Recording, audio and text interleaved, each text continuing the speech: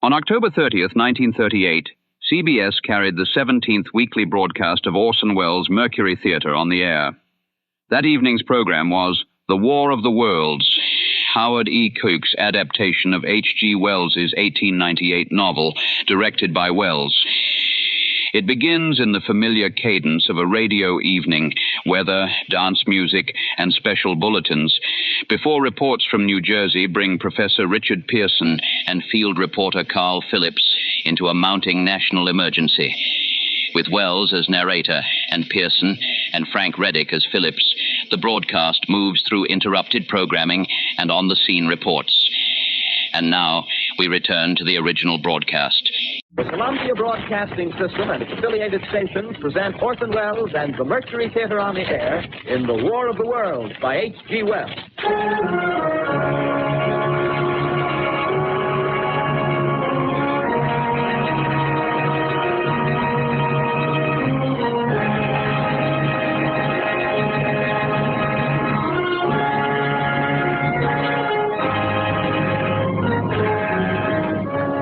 Ladies and gentlemen, the director of the Mercury Theater and star of these broadcasts, Orson Welles. We know now that in the early years of the 20th century, this world was being watched closely by intelligences greater than man's, and yet as mortal as his own. We know now that as human beings busied themselves about their various concerns, they were scrutinized and studied, perhaps almost as narrowly as a man with a microscope might scrutinize the transient creatures that swarm and multiply in a drop of water. With infinite complacence, people went to and fro over the earth about their little affairs, serene in the assurance of their dominion over this small, spinning fragment of solar driftwood, which by chance or design, man has inherited out of the dark mystery of time and space. Yet across an immense ethereal gulf, minds that are to our minds as ours are to the beasts in the jungle, intellects, vast, cool, and unsympathetic, regarded this earth with envious eyes and slowly and surely drew their plans against us. In the 39th year of the 20th century came the Great Disillusionment. Near the end of October, business was better. The war scare was over. More men were back at work. Sales were picking up. On this particular evening, October 30th, the Crosley service estimated that 32 million people were listening in on radios. The next 24 hours, not much change in temperature. A slight atmospheric disturbance of undetermined origin is reported over Nova Scotia, causing a low-pressure area to move down rather rapidly over the northeastern states, bringing a forecast of rain accompanied by wind of light gale force. Maximum temperature 66, minimum 48. This weather report comes to you from the Government Weather Bureau. We take you now to the Meridian Room in the Hotel Park Plaza in downtown New York, where you will be entertained by the music of Raymond Raquello and his orchestra.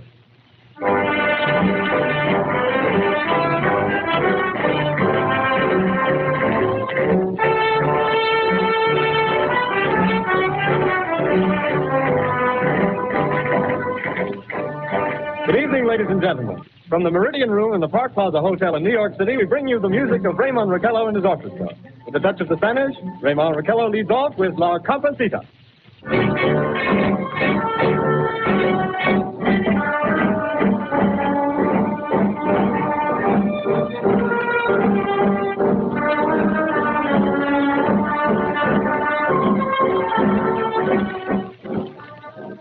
Ladies and gentlemen, we interrupt our program of dance music to bring you a special bulletin from the Intercontinental Radio News. At 20 minutes before 8 Central Time, Professor Farrell of the Mount Jennings Observatory, Chicago, Illinois, reports observing several explosions of incandescent gas occurring at regular intervals on the planet Mars. The spectroscope indicates the gas to be hydrogen and moving toward the Earth with enormous velocity. Professor Pierson of the observatory at Princeton confirms Farrell's observation and describes the phenomenon as, quote, like a jet of blue flame shot from a gun, unquote. We now return you to the music of Raymond Raquello, playing for you in the Meridian Room of the Park Plaza Hotel, situated in downtown New York.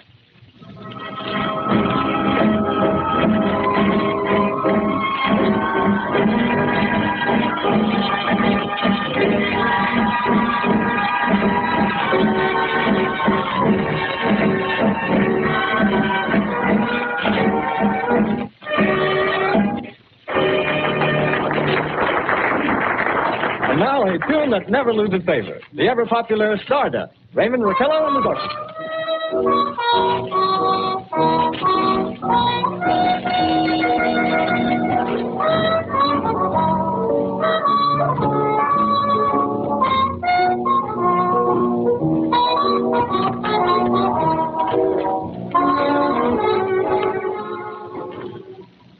Ladies and gentlemen, following on the news given in our bulletin a moment ago, the Government Meteorological Bureau has requested the large observatories of the country to keep an astronomical watch on any further disturbances occurring on the planet Mars.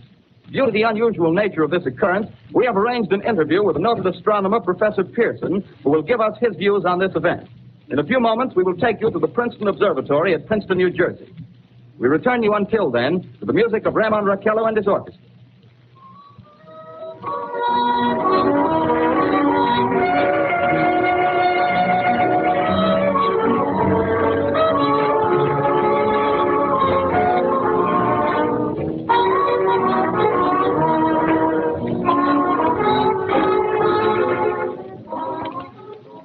We are ready now to take you to the Princeton Observatory at Princeton, where Carl Phillips, our commentator, will interview Professor Richard Pierson, famous astronomer.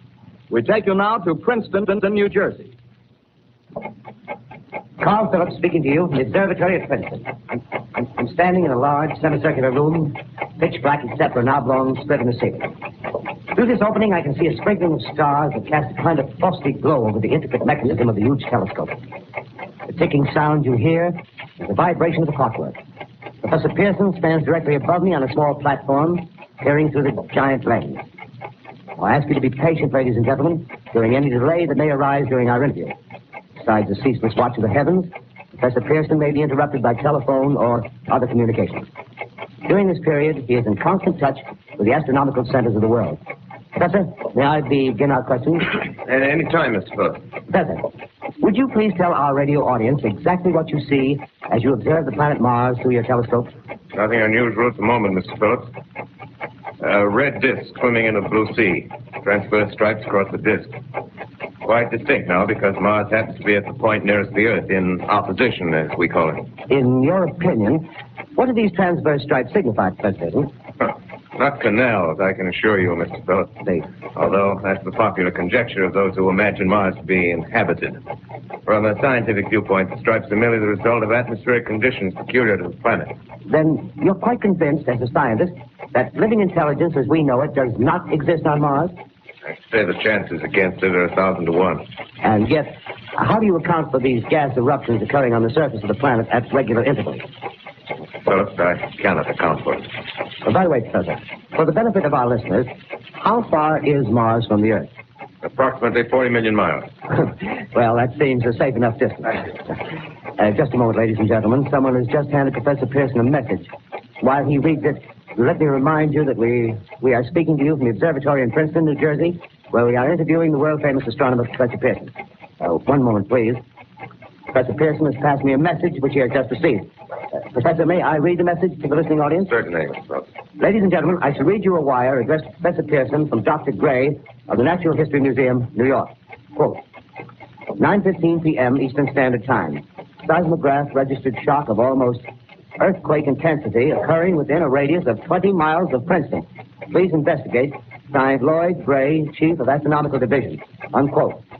Professor Pierson, could this occurrence possibly have something to do with the disturbances observed on the planet Mars? Hardly, Mr. Phillips. This is probably a meteorite of unusual size, and its arrival at this particular time is merely a coincidence. However, we shall conduct a search as soon as daylight permits. Thank you, Professor. Ladies and gentlemen, for the past 10 minutes, we've been speaking to you from the observatory at Princeton, bringing you a special interview with Professor Pierson, noted astronomer. This is Carl Phillips speaking. We are returning you now to our New York studio.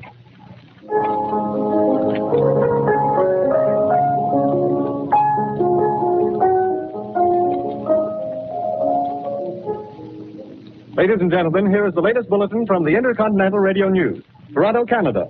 Professor Morse of Macmillan University reports observing a total of 3 explosions on the planet Mars between the hours of 7:45 p.m. and 9:20 p.m. Eastern Standard Time. This confirms earlier reports received from American observatories. Now, nearer home, comes a special bulletin from Trenton, New Jersey. It is reported that at 8:50 p.m., a huge flaming object believed to be a meteorite, fell on a farm in the neighborhood of Grover's Mill, New Jersey, 22 miles from Trenton. The flash in the sky was visible within a radius of several hundred miles, and the noise of the impact was heard as far north as Elizabeth. We have dispatched a special mobile unit to the scene, and we'll have our commentator, Carl Phillips, give you a word picture of the scene as soon as he can reach there from Princeton. In the meantime, we take you to the Hotel Martinet in Brooklyn, where Bobby Millett and his orchestra are offering a program of dance music.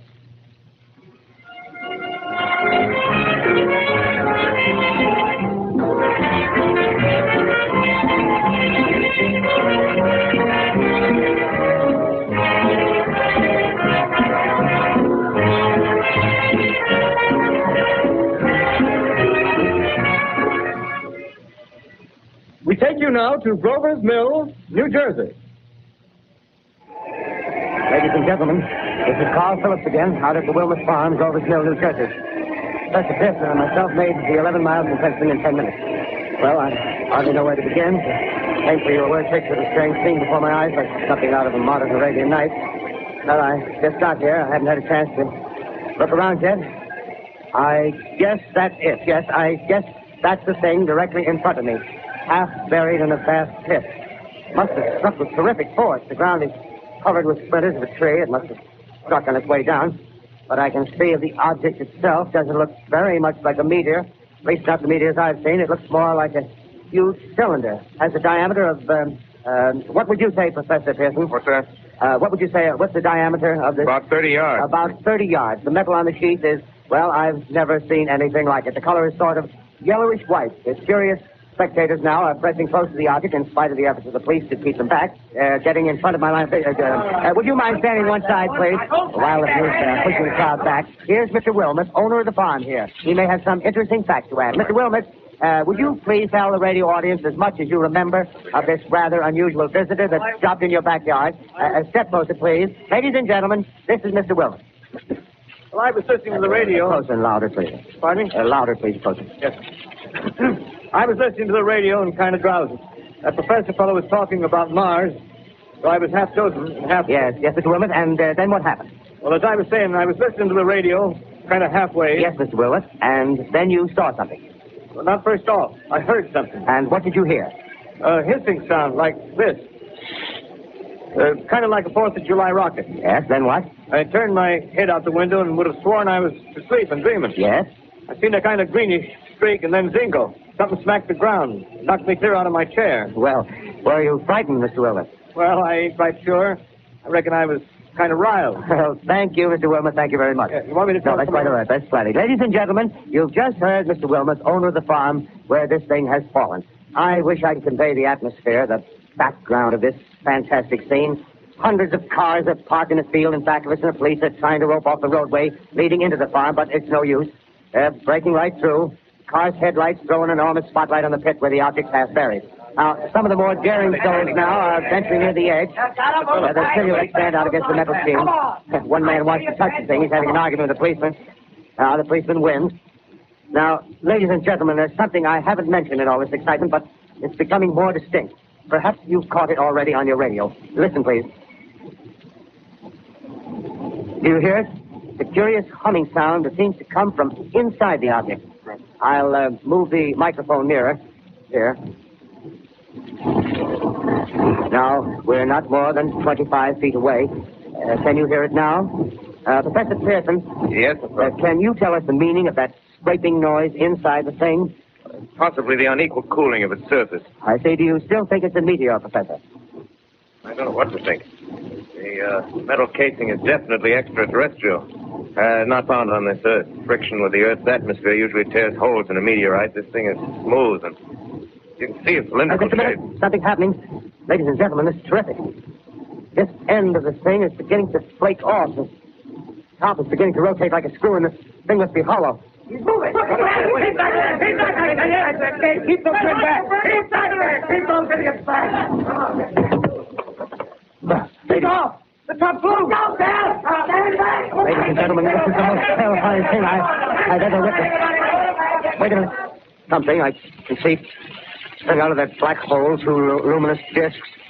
The eyes, it might be a face, might be almost Good heavens, something wriggling out of the shadow like a gray snake. Now it's another one, and another one, and another one. They look like tentacles to me. Oh, yeah, I can see the thing's body now. It's large as a bear. It's glitters like wet leather, but that face, ladies and gentlemen, to describe it, I can hardly force myself to keep looking at it. It's so awful. The eyes are black, and they gleam like a serpent. The mouth is kind of V-shaped with saliva dripping from its rimless lips. It seems to quiver and pulsate. The monster, or whatever it is, can hardly move. It seems weighed down by possibly gravity or something. The thing's rising up now, and the crowd falls back. They see plenty. The most extraordinary experience, ladies and gentlemen. I can't find words. Well, I'll pull this microphone with me as I talk. I'll have to stop the description until I can take a new position. Hold on, will you please? I'll be right back in a minute.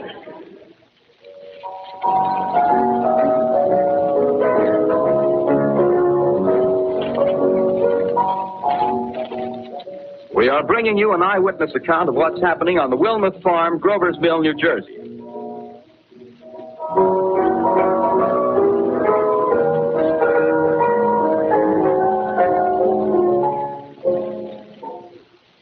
We now return you to Carl Phillips at Grover's Mill. Ladies and gentlemen, here I am, back of a stone wall that adjoins Mr. Wilmot's garden. From here, I get a sweep of the whole scene. I'll give you every detail as long as I can talk and as long as I can see. More state police have arrived. They're drawing up a cordon in front of the pit. About 30 of them. No need to push the crowd back now. They're willing to keep their distance. The captain is conferring with someone. Can't quite see who.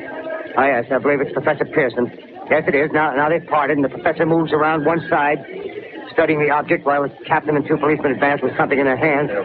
I can see it now. It's a white handkerchief tied to a pole. Flag of truce. Those creatures know what that means, what anything means.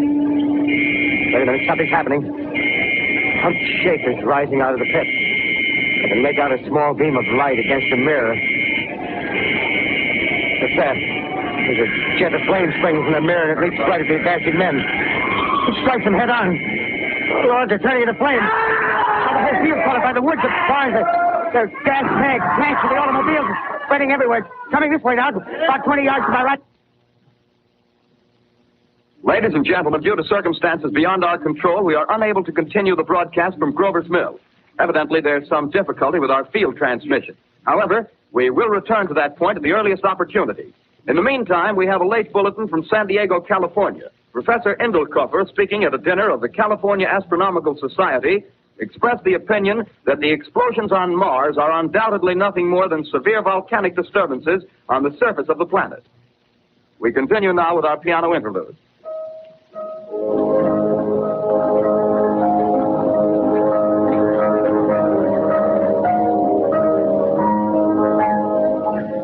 Ladies and gentlemen, I've just been handed a message that came in from Grover's Mill by telephone. Just one moment, please. At least 40 people, including 6 state troopers, lie dead in a field east of the village of Grover's Mill.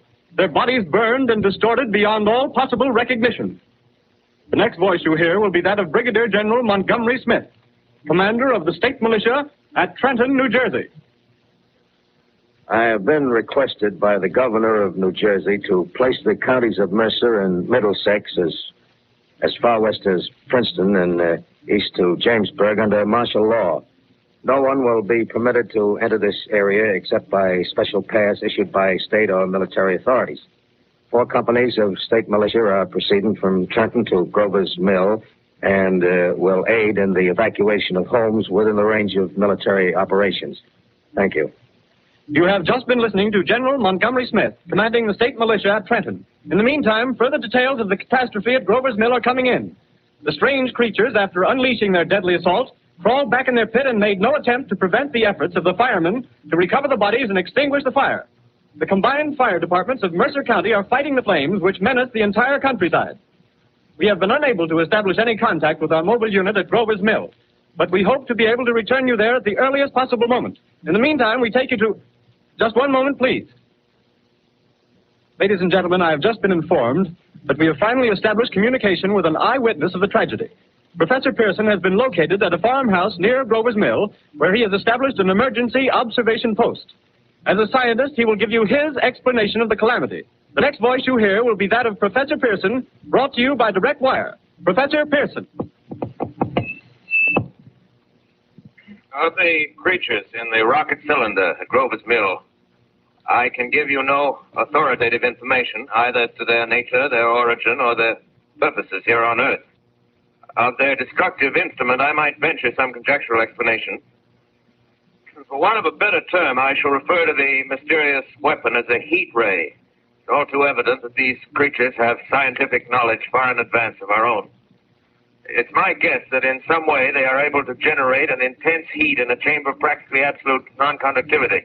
This intense heat they project in a parallel beam against any object they choose by means of a polished parabolic mirror of unknown composition, much as the mirror of a lighthouse projects a beam of light.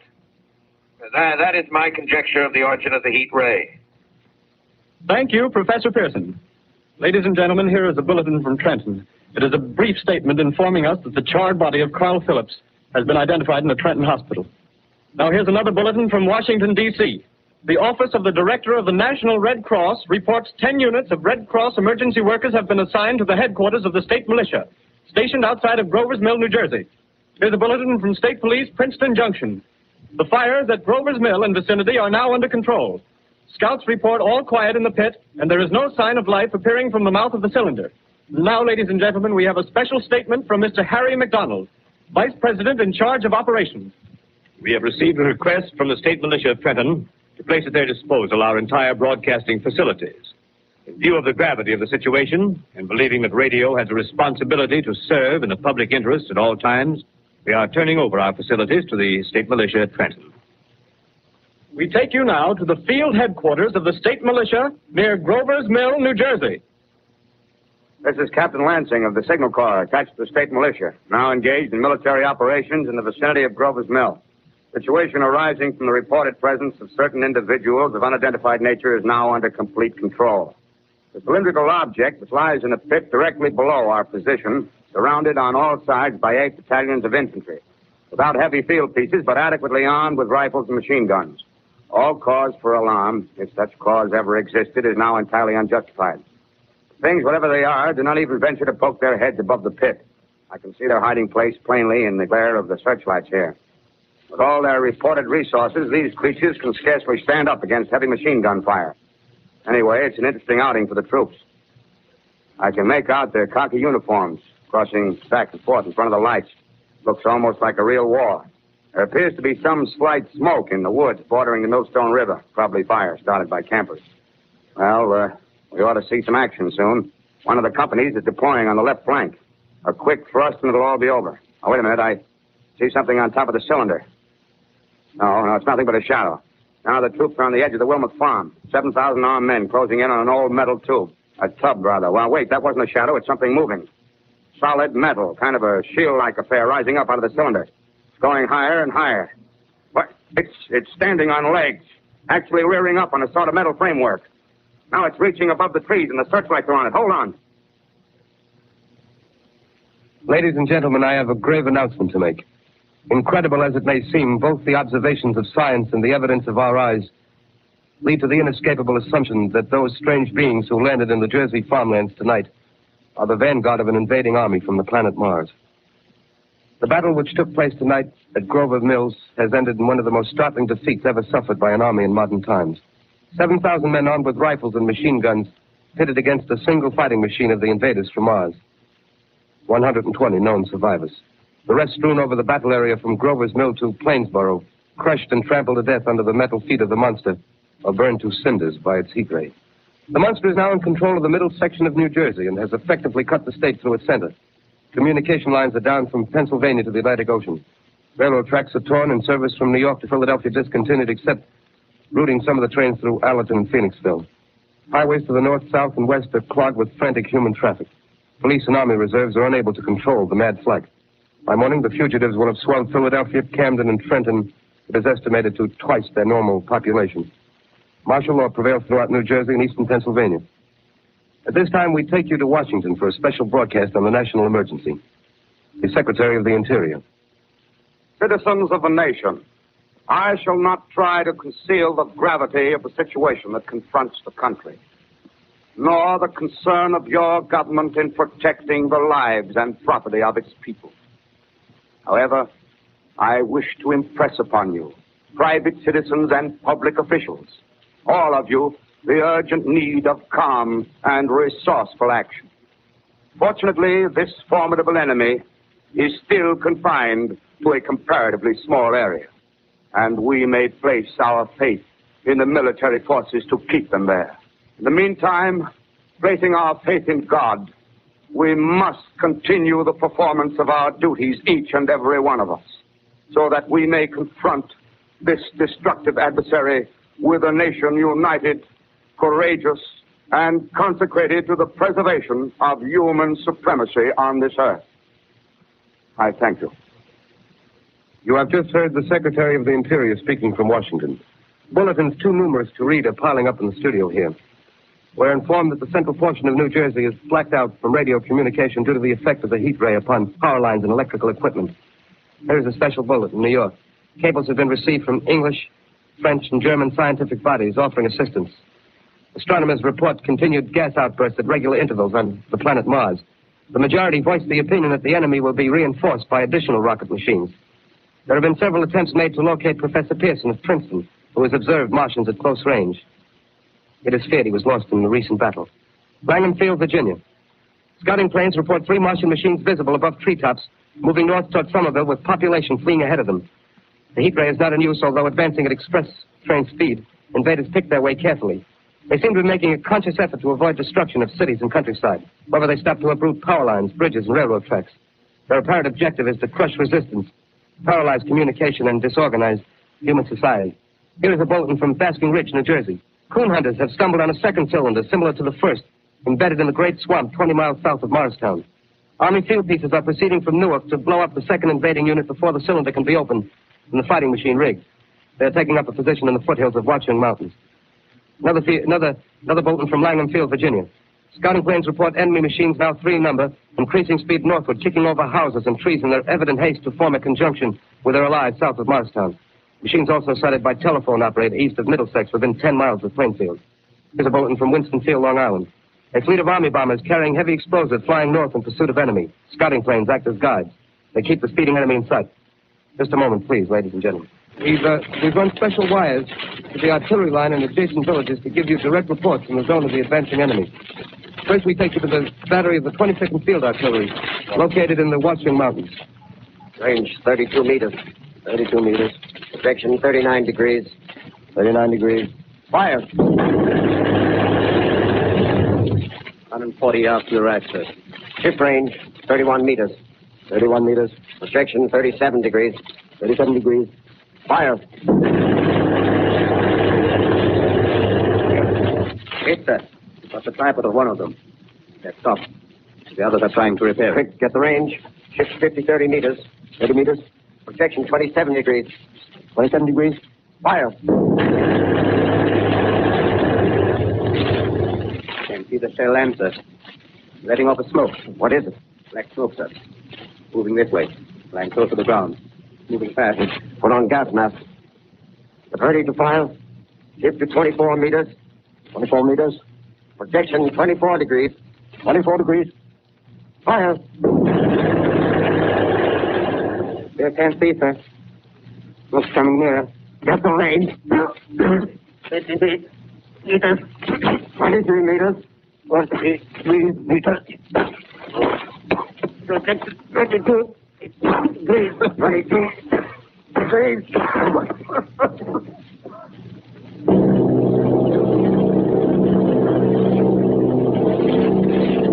Army bombing plane B-843 off Bayonne, New Jersey. Lieutenant Bolt, commanding 8 bombers, reporting to Commander Fairfax, Langham Field. This is Bolt reporting to Commander Fairfax, Langham Field. Enemy tripod machines now in sight. Reinforced by 3 machines from the Morristown cylinder. 6 altogether. 1 machine partially crippled. Believed hit by shell from Army gun in Watchung Mountains. Guns now appear silent. A heavy black fog hanging close to the earth of extreme density, nature unknown. No sign of heat ray. Enemy now turns east, crossing Passaic River in the Jersey marshes. Another straddles the Pulaski Skyway. Evident objective is New York City. They're pushing down a high-tension power station. Machines are close together now, and we're ready to attack. Planes circling, ready to strike. 1,000 yards, and we'll be over the first. 800 yards. 600.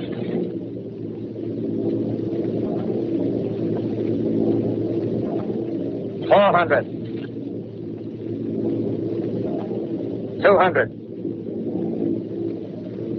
There they go. Giant arm raised. Green flash. Spraying us with flame. 2,000 feet. Engines are giving out. No chance to release bombs. Only one thing left. Drop on them, plane and all. We're diving on the first one.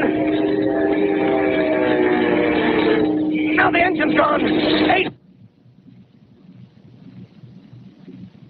This is Bayonne, New Jersey, calling Langham Field. This is Bayonne, New Jersey, calling Langham Field. Come in, please. This is Langham Field. Go ahead. 8 Army bombers in engagement with enemy tripod machines over Jersey Flats. Engines incapacitated by heat ray. All crashed. 1 enemy machine destroyed. Enemy now discharging heavy black smoke in direction of... This is Newark, New Jersey. This is Newark, New Jersey. Warning. Poisonous black smoke pouring in from Jersey marshes. Reach at South Street. Gas masks useless. Urge population to move into open spaces.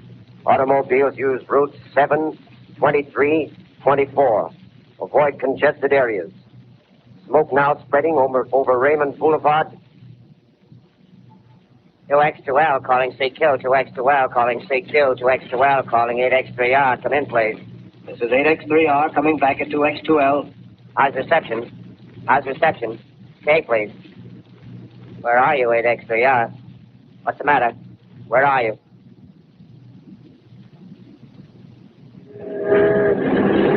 I'm speaking from the roof of Broadcasting Building. I'm speaking from the roof of Broadcasting Building, New York City. The bells you hear are ringing to warn the people to evacuate the city as the Martians approach. Estimated in the last 2 hours, 3 million people have moved out along the roads to the north. Hutchison River Parkway still kept open for motor traffic. Avoid bridges to Long Island, hopelessly jammed.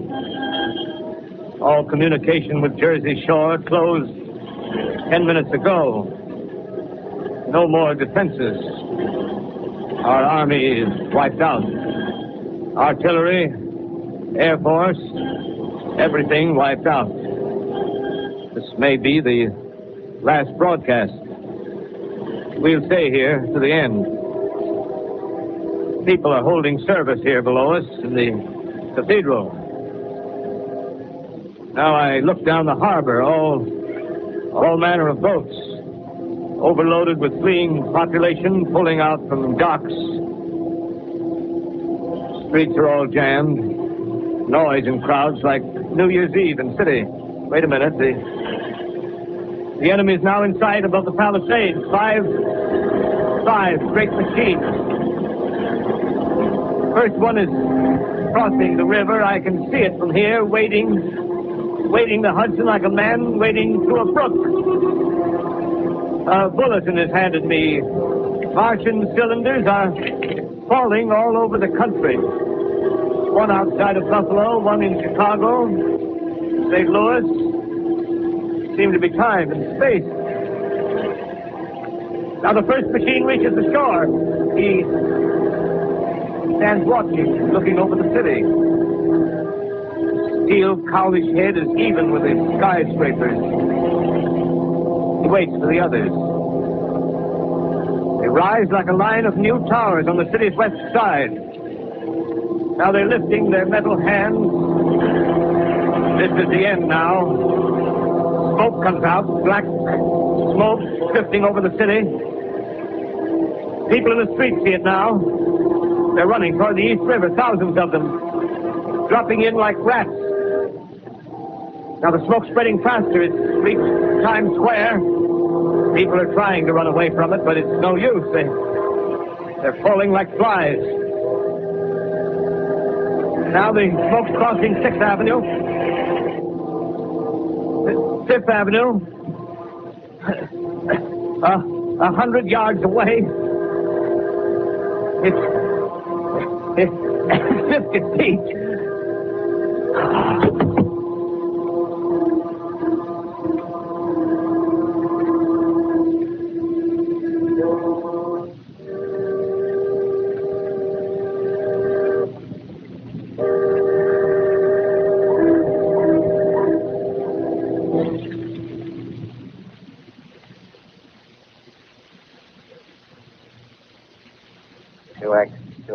Calling, say Q.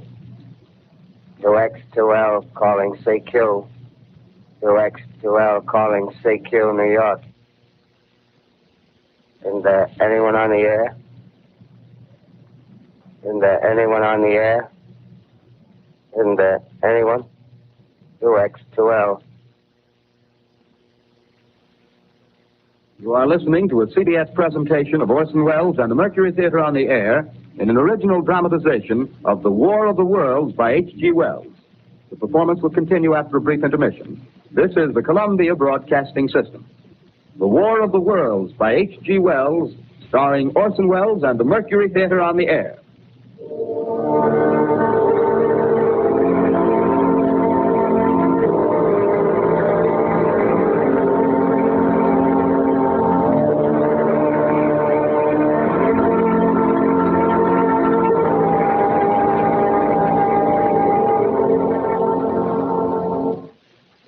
As I set down these notes on paper, I'm obsessed by the thought that I may be the last living man on Earth. I've been hiding in this empty house near Grover's Mill, a small island of daylight cut off by the black smoke from the rest of the world. All that happened before the arrival of these monstrous creatures in the world now seems part of another life. A life that has no continuity with the present. Furtive existence with a lonely derelict who pencils these words on the back of some astronomical notes bearing the signature of Richard Pierson. I look down at my blackened hand, and I try to connect them with a professor who lives at Princeton and who, on the night of October 20th, glimpsed through his telescope an orange splash of light on a distant planet. My wife, my colleagues, my students, my books, my observatory, my world. Where are they? Did they ever exist? Am I Richard Pierson? What day is it? Do days exist without calendars? Does time pass when there are no human hands left to wind the clocks? Writing down my daily life, I tell myself I shall preserve human history between the dark covers of this little book that was meant to record the movements of the stars. But to write, I must live, and to live, I must eat. Find molded bread in the kitchen and an orange not too spoiled to swallow. Keep watch at the window. Time to time, I catch sight of a Martian above the black smoke. The smoke still holds the house in its black coil, but at length there's a hissing sound, and suddenly I see a Martian mounted on his machine, spraying the air with a jet of steam as if to dissipate the smoke. I watch in a corner as his huge metal legs nearly brush against the house. Exhausted by terror, I fall asleep. Morning. Sun streams in the window. The black cloud of gas is lifted, and the scorched meadows to the north look as though a black snowstorm had passed over them. I venture from the house. I make my way to a road, no traffic. Here and there, a wrecked car, baggage overturned, a blackened skeleton. Push on north. For some reason, I feel safer trailing these monsters than running away from them.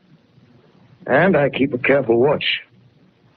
I've seen the Martians feed.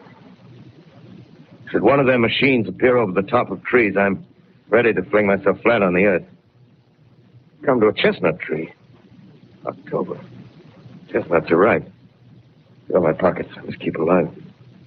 2 days I wander in a vague northerly direction through a desolate world. Finally, I notice a living creature. A small red squirrel in a beech tree. I stare at him and wonder. He stares back at me. I believe at that moment the animal and I shared the same emotion. The joy of finding another living being. Push on north. I find dead cows in a brackish field, and beyond the charred ruins of a dairy and a silo, remain standing guard over the wasteland like a lighthouse. deserted by the sea. Astride the silo perches a weathercock. The arrow points north. North. Next day, I come to a city. City vaguely familiar in its contours, yet its buildings strangely dwarfed and leveled off as if a giant had sliced off its highest towers with a capricious sweep of his hand. Reached the outskirts. I found Newark. Newark, undemolished but humbled by some whim of the advancing Martians. Presently, with an odd feeling of being watched, I caught sight of something crouching in a doorway. I made a step towards it. It rose up and became a man. A man armed with a large knife. Stop! Where do you come from? I come from many places. A long time ago, from Princeton. Princeton, huh? That's near Grover's Mill. Yes. Grover's Mill. There's no food here. This is my country. All this end of town down the river. There's only food for one. Which way are you going? I don't know. I guess I'm looking for people. Hey, what was that? Did you hear something just then? No. Only a bird. A live bird. You get to know that birds have shadows these days. Say, we're in the open here. Let's crawl in this doorway here and talk. Have you seen any Martians? No. They're going over to New York. Night, the sky's alive with their lights, just as if people were still living in them. By daylight, you can't see them. 5 days ago, a couple of them carried something big across the flats from the airport. I think they're learning how to fly. Fly? Yeah, fly. Well, it's all over with humanity. Stranger, there's still you and I. 2 of us left. Yeah. They got themselves in solid. They wrecked the greatest country in the world. Those green stars, they're probably falling somewhere every night. They've only lost one machine. There isn't anything to do. We're done. We're licked. Where were you? You're in a uniform. Yeah, what's left of it. I was in the militia. National Guard. That's good. There wasn't any war. Any more than there's war between men and ants. Yes, but we're eatable ants. I found that out. What'll they do to us? I thought it all out. Right now, we're caught as we're wanted. The Martian only has to go a few miles to get a crowd on the run. But they won't keep on doing that. They'll begin catching us systematic, like keeping the best and storing us in cages and things. They haven't begun on us yet. Not begun? Not begun. All that's happened so far is because we don't have sense enough to keep quiet. Bothering them with guns and such stuff and losing our heads and rushing off in crowds. No, instead of our rushing around blind, we got to fix ourselves up. Fix ourselves up according to the way things are now. Cities, nations, civilization, progress. Yes, but if that's so, what is there to live for? Well, there won't be any more concerts for 1,000,000 years or so, and no nice little dinners at restaurants. If it's amusement you're after, I guess the game's up. What is there left? Life, that's what. I want to live. Yeah, and so do you. We're not going to be exterminated. And I don't mean to be caught either. Tamed and fattened and bred like an ox. What are you going to do? I'm going on. Right under their feet. I got a plan. We men as men, we're finished. We don't know enough. We got to learn plenty before we got a chance.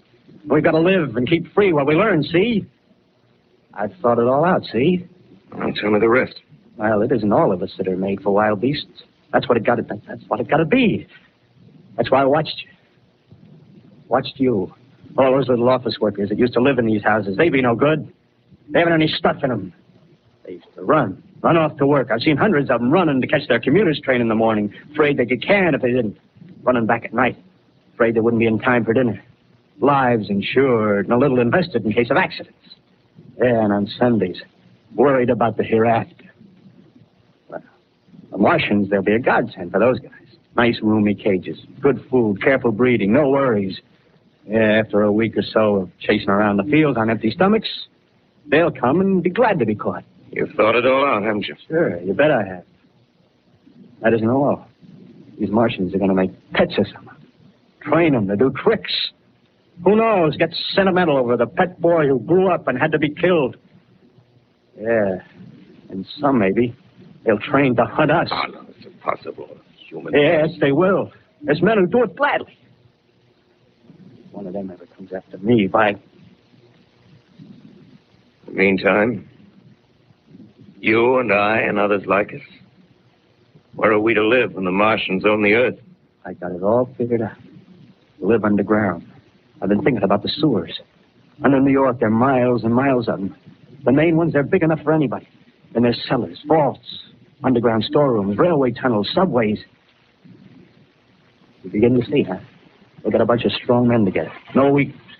That rubbish, out. As you meant me to go. All right. Give you a chance, didn't I? Won't quarrel about that. Go on. Well, we got to make safe places for us to stay in, see?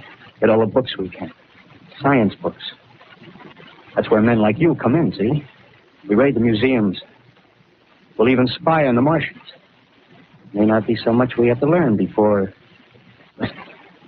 Just imagine this. 4 or 5 of their own fighting machines suddenly start off. Heat rays right and left. Not a Martian in them. Not a Martian in them, see? But men. Men who've learned the way how. Maybe in our time. Gee. Imagine having one of them lovely things with a heat ray wide and free. We'd turn it on Martians. We'd turn it on men. We'd bring everybody down on their knees. That's your plan. Yeah. You, me, a few more of us. We'd own the world. I see.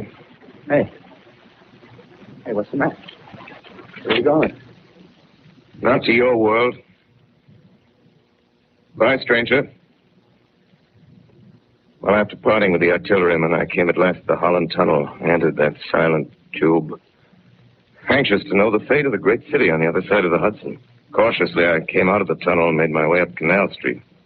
Reached 14th Street, and there again were black powder and several bodies and an evil, ominous smell from the gratings of the cellars of some of the houses. I wandered up through the 30s and 40s, stood alone on Times Square, caught sight of a lean dog running down 7th Avenue with a piece of dark brown meat in his jaws and a pack of starving mongrels at his heels.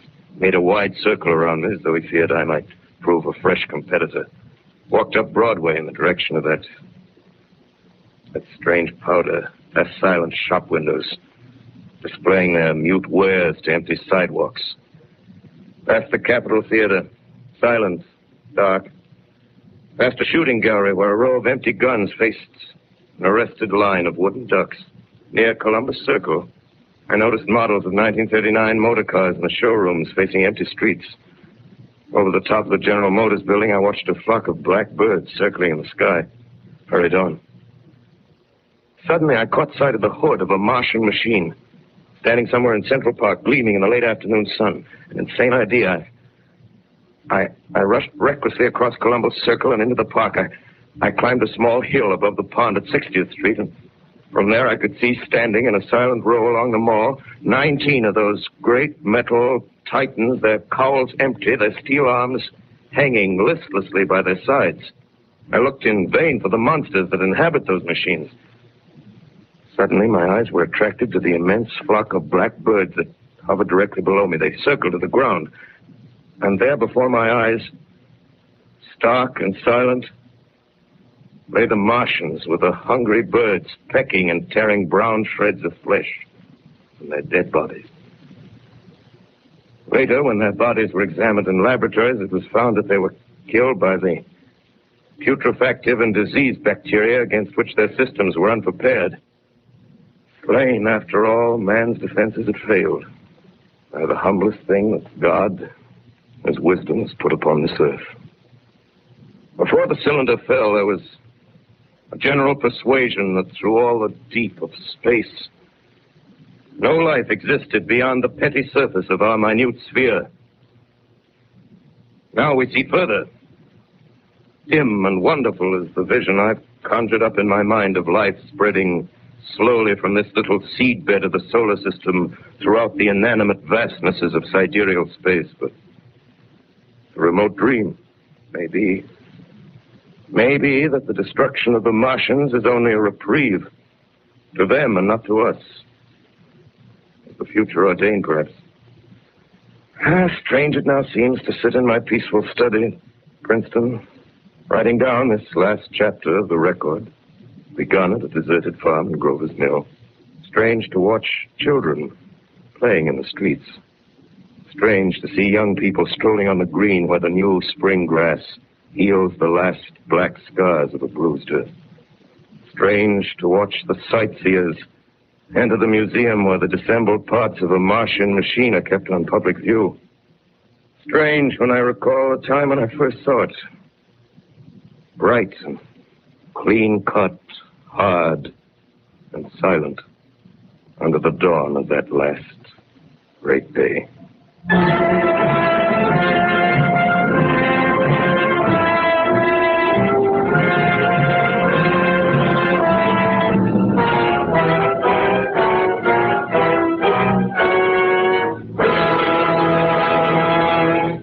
This is Orson Welles, ladies and gentlemen.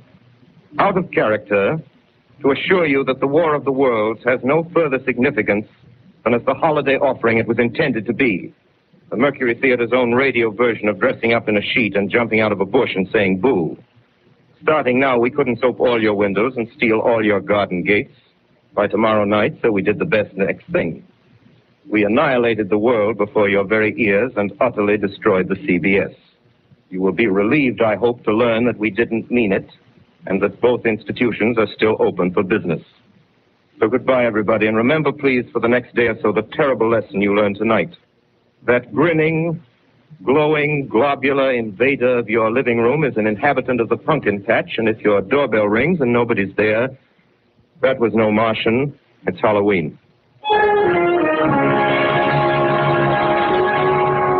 Tonight, the Columbia Broadcasting System and its affiliated stations coast to coast has brought you The War of the Worlds by H.G. Wells, the 17th in its weekly series of dramatic broadcasts featuring Orson Welles and the Mercury Theater on the air.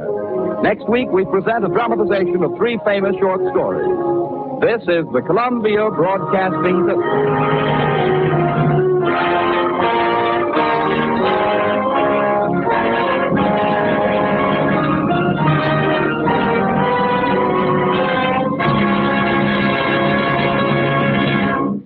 From October 1938, this has been the Mercury Theater's The War of the Worlds. Follow Orson Welles Mercury Theater on the air for more classic broadcasts. Follow Orson Welles Mercury Theater on the air for more classic broadcasts.